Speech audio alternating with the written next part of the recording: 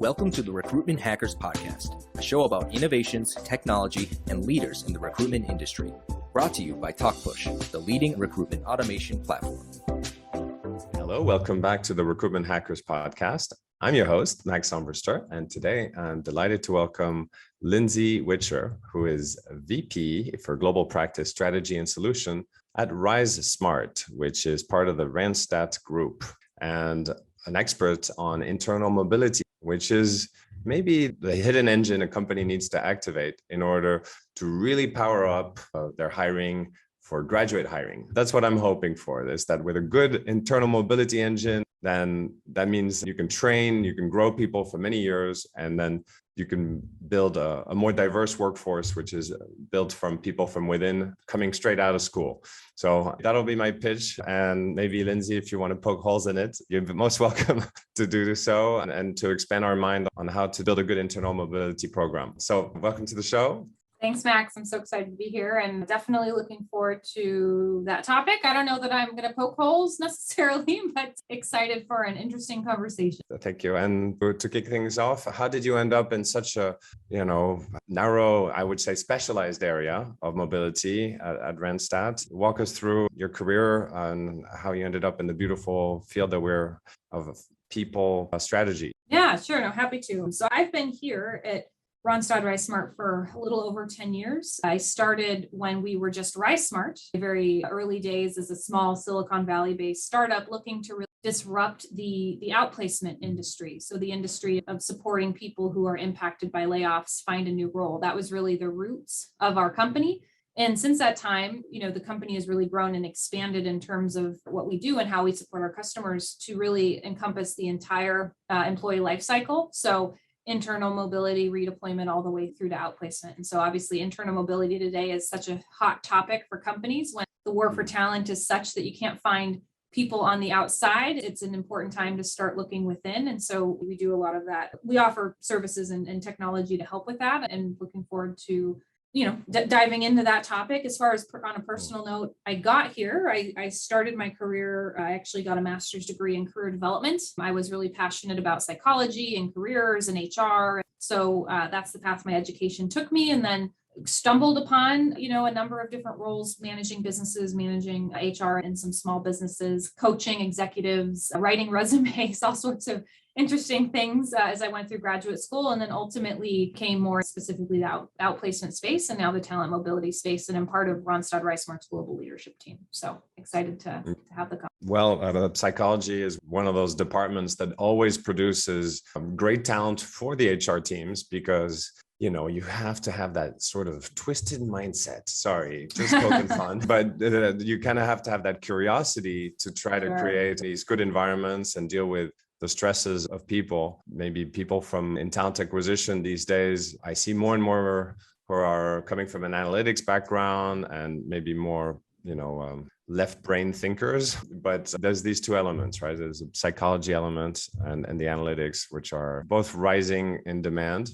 And perhaps in talent acquisition, what's becoming less frequent is the more aggressive salesy kind of profile. The last 2 years must have been a very busy time for RiseSmart. If we're talking about outplacement, and how is the market changing in the field of outplacement, which is, I think, unknown to most people outside of that Up in the Air movie with George Clooney. Yeah. Oh, man. And I have to be honest, it's very much not like that movie. I can assure everybody. So just know that. I mean, we've really, well, first of all, to answer your first question, what it's been like. I mean, obviously last year, 2020 was an incredibly difficult year for many companies, right? So many organizations were really negatively impacted by COVID. Their business models were turned upside down, and they really struggled to find their way through the economic downturn that we experienced. So we definitely had a lot of our customers needing to have layoffs last year, unfortunately, which of course, we much rather our customers retain talent and move talent and train talent and do all those things. But of course, last year we saw a lot of companies needing to let people go. But at the same time, there's always that other side of it. There were a lot of organizations that we work with that were in a good position as a result of COVID. They were in industries that were, boom on the flip side of that scenario. So in that case, we were able to really work hard with those customers who were having to let people go and those customers who were hiring to try to connect those dots and create as good of an outcome as possible for those employees who were impacted by layoffs. Because, for us, we're really focused on experience. We want the individuals to have, who we work with, to have as good of an experience as possible, have all the support they need. They get partnered with a coach, they get a brand new resume from a resume writer. We do a number of things to help them. And so for us, we were really honored to be able to help a lot of people through a difficult time and found a lot of success helping them find new roles in the industries that we're hiring over that time. I've never received this Rolls-Royce service, but I've actually never suffered a layoff personally, on a personal level. But the career coach service, the outplacement service, is that something that is offered at scale, or it's more for, leaders, senior leadership? And, what are some of the best practices in this space for maybe the more high volume space? Yeah, it's a good question. And I think that it's a nuanced answer because I know every company handles it differently. So on the one end of the spectrum, we have customers who truly are committed to equity and inclusion, and they believe that everyone should have equal access to services such as ours as part of their exit process from the organization. And so those organizations, whether you're at the most entry level of the company or you're the most senior executive, you're going to get outplacement services. And I do think that is the most fair and equitable approach, because really we know that when people have our services, not only do they handle the transition better, they land into their new role much, much more quickly. And that's good for the company, right? You save on severance, you save on unemployment insurance, depending on what country you're in and what those rules might be. But ultimately, I think that we, of course, always advocate for that approach. There are companies, however, that based on budgets or past processes or whatever the case might be, they only offer our services to, a certain level of employee up through, their executive team. So it really depends on the company and what they're trying to achieve and their sort of point of view around who gets what and how much and that kind of thing. And then as far as the best practices, I think that for us, it's really about tech and touch. We have a technology that we've built that helps match people to jobs, helps them prepare for the job search, helps them be effective. At the same time, like you mentioned, we have coaches, people who work with us get unlimited coaching. They get that brand new resume. They have a job concierge, career concierge, who is really supporting them and finding opportunities, all of which sort of surround that person during this difficult time to help them be more successful. Because when you're out on your own, it's challenging and you don't do a job search normally, so you don't know what to do. To your point, some people have never had to kind of go through that. So all of our services really help people be successful. Yeah, you anticipated my next question, which was around technology and automation. And of course, you're dealing with an emotional time when you need ideally a high touch approach with a human touch. Do you think that this domain still has room for automation? And, what does the crystal ball say on this one? Yeah, I think that, like I mentioned earlier, we were born as really a technology company. We've always had services, but really where we focused is how can we deliver a great experience through technology with the human touch to supplement it and really power the human touch through that technology. So I think when we think of automation, we think less about reducing the human touch and more about optimizing the human touch. So when we build backend systems, when we build tools in our portal that the individuals use, we're really focused on how can we optimize a person's experience so that when they are leveraging our services, they and the coach are really focused on strategy, focused on the most important things, not doing things like trading emails on what time someone's available, right? We have self-scheduling, for example, or job matching. We don't want a person having to go out and spend hours and hours and hours looking online for jobs. Our technology, we have a patented matching technology that does the work for them, a curated list of all of the opportunities out there, just down to the ones that are a best fit for them, their profile, their skills. So there's always room for additional efficiencies and creating greater experiences through technology, certainly. But I think for us, our DNA and our commitment to creating just what we would call a wow experience for people. It's never to replace the human element, but just to optimize it and make it even better. Amen. Amen. There's so much that can still be done around, productivity of individual contributors. And I personally feel like my job has changed a little bit in the last 2 years with an increase in Zoom meetings and obviously a decrease in traveling.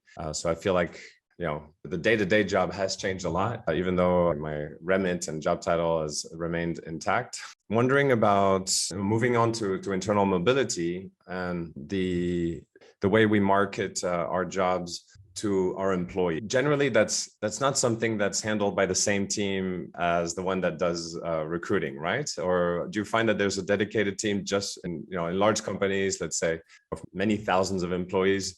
Do they separate those two teams because we're dealing with different audiences with different expectations? Yeah, it depends. And again, I hate to keep saying it depends, but it really, each customer handles this a little bit differently. And I think that the reality is most professionals would say or would agree to, it's easier to find a job outside the company than it is to find a job inside the company, right? And that's why so many people leave. I mean, there's a lot of stats being thrown around right now about 95% of professionals are considering leaving their jobs, or 75% of professionals are considering leaving their jobs right now, right? I mean, I'm sure the actual number is somewhere in the middle of all that, but ultimately, when you have a situation where it's easier for someone to find a job externally than it is for them to find a job internally, then of course they're going to go externally, right? Because it's the path of least resistance. And so from my perspective, and what I am seeing some companies move towards is treating internal talent acquisition with the same thought investment teams as external talent acquisition. Because really at the end of the day, from my perspective, it's all about talent pools. So your internal employees are just yet another talent pool for you to tap into. And you should be leveraging and optimizing that just as much as you are, university hiring or your early professional hiring or, whatever other types of hiring you're trying to do. And so from my perspective, at least, you should be making the same types of investments in that. But there's a big change management culture curve that has to happen in many organizations, because what we find is a number of things. First and foremost, a lot of companies don't have a culture that's accepting of internal mobility. So managers hoard talent, or they penalize people who raise their hand and say, hey, you know what, I actually might want to try something new, right? And all of a sudden you're not getting projects, your manager won't talk to you, and you're worried you're going to get that pink slip, the next time you talk, right? So there's a culture problem first and foremost in a lot of companies, whereas they say they want to do better internal mobility, but they haven't created an environment where that's accepted and encouraged and rewarded, frankly. So I think first and foremost, companies have to focus on the culture. And then from there, once you have the culture in place and managers and leaders on board, then you have to create the systems by which people can actually be mobile. Part of that comes down to, do you have a profile of all of your employees, right? You would be surprised how many companies don't have something as basic as just an inventory of employee skills, for example, right? So in order to enact internal mobility and do it well, you need to know what skills your people have, and you need to know what skills your organization needs to be successful, and you need to bring those two things together, right? So that's not happening in a lot of cases. And then furthermore, I think if you can think about it from a top-down or a bottom-up perspective. So top-down perspective is the culture change, the leadership, the workforce planning activities, all of that sort of thing. But then at the end of the day, you can workforce plan, you can implement LMS systems, you can put, training videos in place. But at the end of the day, if the individual employee doesn't understand what's in it for me, how does my making the effort to take control of my career, take that class, gain that skill, apply for that job, if they don't understand why that's important and how that fits in for them and their future, they're not going to take action. They're not going to be motivated to do the things that are needed to make internal mobility successful. So our point of view, of course, somewhat selfishly, is that everyone deserves a coach. Everyone deserves that one-on-one career support, right? And in a perfect world, everyone who wants it would have access. But, of course, not everyone is ready for something such as that. But we know that people are more successful when they have one-on-one support around their career. And most managers, let's be honest, are terrible at supporting their employees from a career perspective. So, you kind of have you've had a couple of digs at managers for protecting their teams and managers. I'm a manager. I have a team, right? But I'm also self-aware enough to realize that in a lot of cases, a manager has so much impact and control over the career of an employee that, you have to really create a culture where part of a manager's job is getting great talent up and going into other roles within the company, go a long way towards that internal mobility success. Yeah. It's that switch when the manager starts to see themselves as, a stop along the way of a great career, sees themselves as a mentor who will help them get to the next step. It takes a level of detachment from the day to day, a level of maturity, which it takes a while to get there, really. Yeah. And just a commitment to the bigger picture, putting the good of the company over the good of me as a manager, right? And just my team. And I think that's part of it too. And that, again, it comes down to a culture, right? It comes down to an example that your leadership is setting for, your directors, for your managers, and kind of everyone.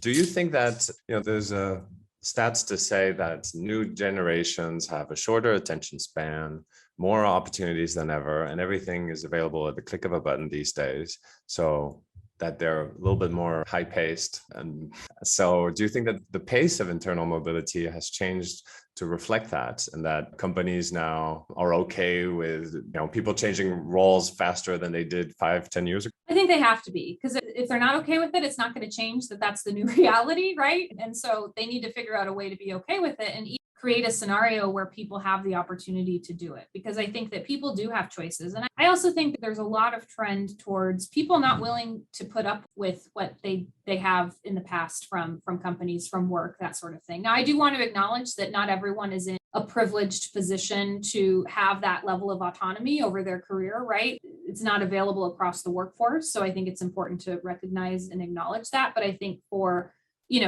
a lot of professionals today, you look at a lot of the studies and surveys and things that are going out there, but work-life balance, doing work that has purpose and meaning, all of those things are so important. And then people are not willing to accept anything less. So they'll come to you, they'll work for you, but if they don't find that they have opportunity for growth, that they're learning, that they're engaged, that they're connected to something bigger than themselves, they will go somewhere else. And personally, I think companies should be more okay with that and recognize that while this great person may be leaving to go to another company, I'm probably gaining a great person from some other company, right? So it really almost creates an ecosystem where everyone is benefiting, where if I think all companies can get comfortable with the idea of mobility, get comfortable and committed to skilling their workforce and keeping people employable, everyone will then benefit from each other's investments, versus this very narrow-minded view that we hear a lot is, well, I'm not going to invest in skilling my people because then they're just going to leave. So why am I going to do that? Right? Which is very prevalent. You'd be surprised. And to me, that's a very short-sighted view. And it's a very short-sighted approach, because at the end of the day, there's a bigger societal commitment, I think, that companies should have to their people, right?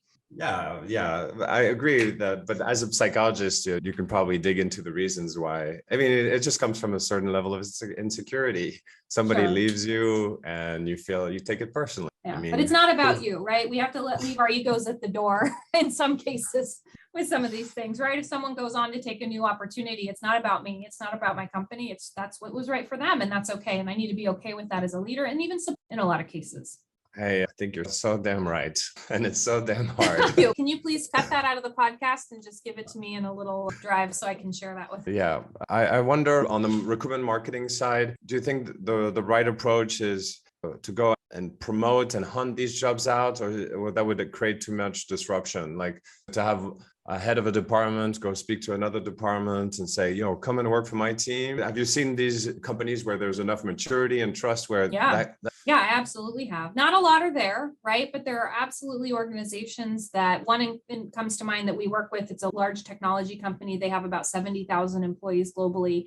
And they have a very robust, very mature kind of internal mobility mindset where they kind of buy into a lot of what I've said so far on this call, which is, we are stewards of a person's career during the time they choose to be here. And so we're going to invest in them. We're going to make opportunities available, and we hope they stay. But if they choose to go, that's okay too, because that's what's right for them. And kind of going back to your question, they actively encourage cross-functional networking, leaders getting exposed to people across the business, individual contributors, professionals at all levels being exposed to leaders, considering making career changes, considering joining different teams. I think at the end of the day, a lot of companies are moving away from this construct of, you have a manager and then you have a team who work for that manager, and that's sort of what they do, to more of a dynamic, skills-based. There's work that needs to get done within the company. Here's the people who happen to have the skills required to get that work done. Put those individuals together on a dynamic team, get the work done, and then they move on to the next dynamic team for the next body of work that needs to get done based on their skills. So I'm not suggesting that we're anywhere to eliminating the idea of a manager. I think even in that sort of more dynamic team environment, you're always going to need someone who is that touch point for the individual to help direct and monitor and support and all of that. But I do think that you're going to find the borders, for lack of a better word, around groups of talent, which today we kind of call teams, being broken down a little bit and being more fluid. focused more on skills and work that needs to be done and less on, well, that thing isn't part of the charter that I have, therefore I'm not going to commit any resources to it, right? Which is what you see in a lot of companies today. Just for the sake of debating, what if there was a counterpoint to internal mobility? What would it be? Can you imagine a scenario where a company goes too far into this internal mobility business and it just creates havoc for them? Can you imagine such a scenario? I'm trying to imagine it, and I think, well, no way. Like, of course, it's good for every department to know what the others are doing, but maybe at some point there's like an overload. I don't know. Yeah, I mean, I haven't seen that happen yet, but and I very much believe in the idea of the less rules, right? The less overly processed things can be, the better, right? I think that when you start to apply too many processes, too many rules, too many regulations, you inhibit growth, you inhibit innovation, things like that. But of course, you don't want to create a scenario where people are hopping jobs every 30, 60 days or something like that. So I guess if there was a scenario where that was happening within a company, I could see that as being viewed as maybe not ideal necessarily, but short of that, This is with the graduate management training program where we made them hop department to department, but it was hard to get people to accept in our company. It just well, and that's also during a discrete time too, right? It was a special kind of insulated program, if you will, versus like the entire company is working in every 60 days I'm moving on to a new role type of thing. That could be kind of that would be hard. It's great because you feel like the people coming out of the program have more maturity than if they had just done one thing. So I think it's the way to go. And if you can afford to do it, it's great. Right. And you can't really afford to do it. You can't hire some top executives and say, just bounce around for a year or two and tell me what you like. That would be tough. So you're going to do that with the young talent, but I think it works, of course. And well, I normally ask two more questions to all of my guests, which are a little bit outside of our topic. But the first one is technology that you use in your field that you think could lift an operations effectiveness. And you alluded to that a little bit, saying simply, well, productivity tools like scheduling and calendaring. Is that the first thing that comes to mind? I mean, yeah, it's sort of basic, but I think for me, as far as making the work we do more efficient, that's part of it. I mean, I do think another technology that we have is called BrightFit that we've just recently released, which is really focused around helping an individual understand their skills, understand what opportunities in the broader job market have the best outlook, and then matching those two things together. It's sort of like a GPS for your career to help you really navigate things. And so, to me, to get to that conclusion, but for an average person would take hours upon hours upon hours of research and interviews and digging and Googling and all sorts of things. So I think anytime you can consolidate the effort of something to help a person make a career decision and give them insights that really get them closer to being comfortable making a decision, to me, that's a great efficiency. While, of course, I think what we've built is amazing, I'd love to see more companies focusing on that. It's really an employee experience consideration just across career decision-making and career pathing and all of that kind of thing. Yeah, well, salaries are going up and, many people are can I get a raise? And then you need to be able to come up with an answer for that. So using the tool like you mentioned to say, well, you can get a raise if you move a little bit towards that direction, because that's where the market is becoming, where there's the most demand. Yeah. So it's a market-based approach to dealing with that situation. I think it works well.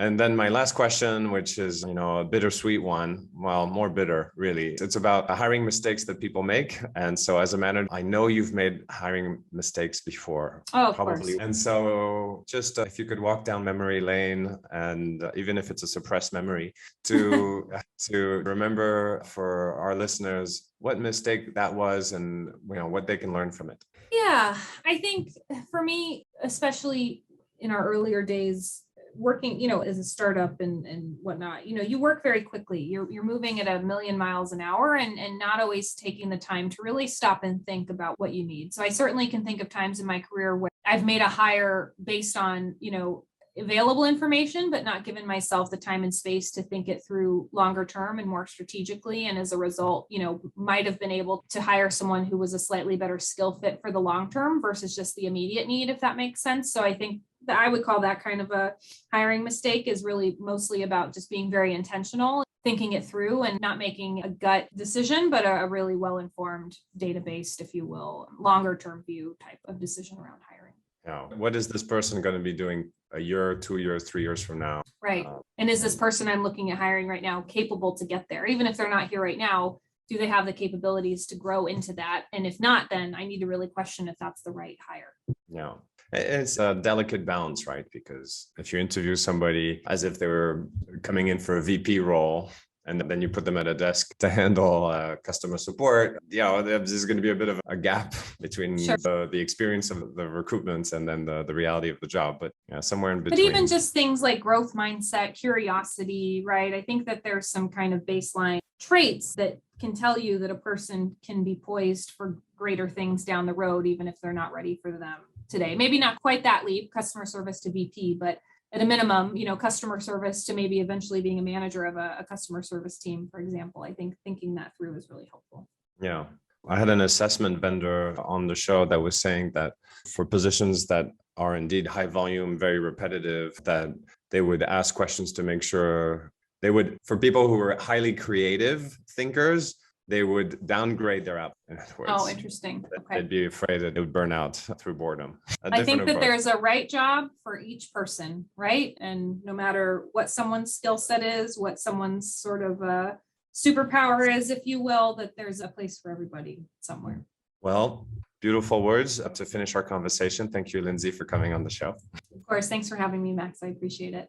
That was Lindsay Witcher from Randstad, reminding us that someone coming to work for you is only there for a little part of time, for a few years, if you're lucky, and that recruitment is a small step within a big step, which is joining your company, but in a very multi-step and sometimes many staircases experience, which is a career. So as Lindsay works on outplacement services, she reminds us as recruiters to always keep the long-term perspective of what a candidate has to do to progress in their career. And it's important to keep that top of mind so that we don't solve short-term problems to create problems down the line with candidates that don't have a path for growth. Hope you enjoyed it and that you'll be back for more on the Recruitment Hackers Podcast. Remember to share with friends.